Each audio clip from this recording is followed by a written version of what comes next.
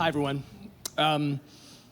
So I'm a historian, and I have students that come through my classes every year. And when I'm grading their papers, one of the things I tell them is that this is not Harry Potter. Your job is to not build suspense. Your audience needs to know at the beginning that Harry is going to die, not at the end. I'm sorry if I spoiled that for anyone. He's dead. Dead kid. Anyway, so I'm going to tell you the end of my story, and that's how I became who I am. So that's what you're aiming for. Okay.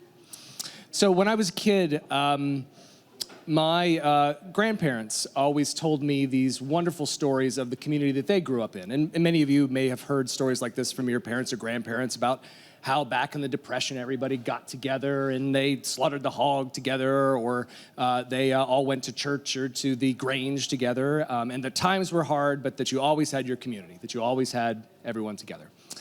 And my grandparents always told me these stories about a little community in southern Ohio, where I'm from, called Egypt Valley. And this is where they were from. And it was called Egypt Valley because after the early pioneers got through the rugged, awful Appalachian Mountains, the flat, rolling hills of eastern Ohio were like they had arrived in the land of Egypt, of milk and honey.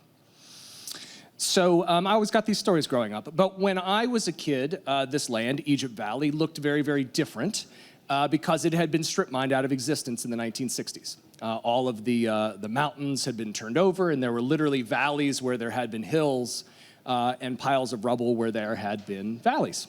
And so that sort of discord in my mind between what the past looked like and what the present looked like was always, I guess, in the back of my mind, very interesting. And so when I went to college, I, through a roundabout way, ended up sort of becoming a historian or thinking about history.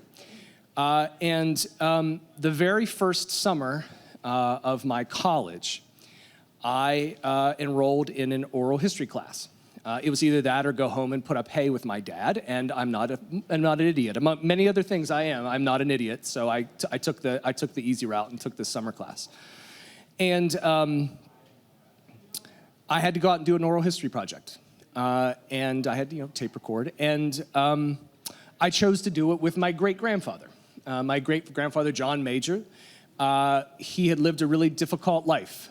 He was born in about 1920, a little earlier than that, and had very difficult time. He was a poor farmer.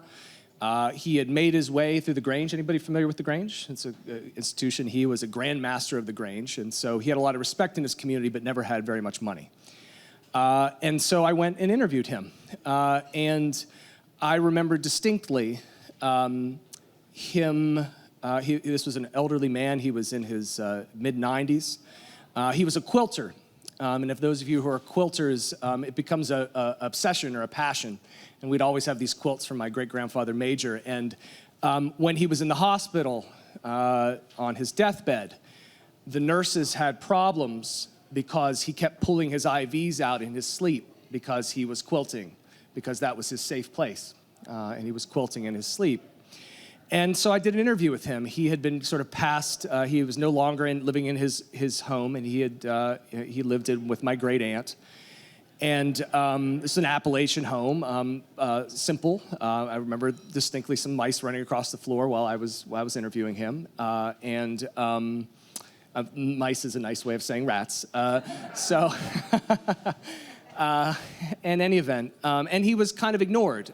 He was there. He couldn't hear very well. He didn't talk a whole lot. I had to ask them to turn the TV off while I was doing the interview. He was loved, but he was just sort of taken for granted. And I did this oral history with him, and this was a man who was a pillar of his community. His community meant everything to him, and his community was taken from him. First of all, by a reservoir that went through and flooded his land out, and then by the coal companies that came through and strip mined the rest. And I distinctly remember him talking about sort of the flood when this reservoir water, they gave him his mother a check for $1.26 because the reservoir was just slightly impeding on their land, which meant that their land was dry, but you couldn't actually get to it without going through 3 or 4 feet of water. So they got $1.26 for their land.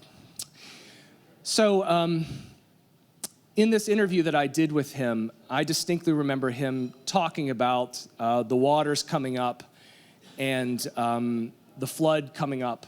And he told me the flood waters were coming up and they got all the people in the lowlands. And then the strip mines came and took all the high grounds, and there wasn't any place for a man to live in between. And he cried, and I had never seen him cry. He wasn't a crying sort.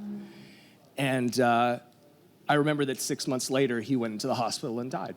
And that oral history recording is all I have of him. And so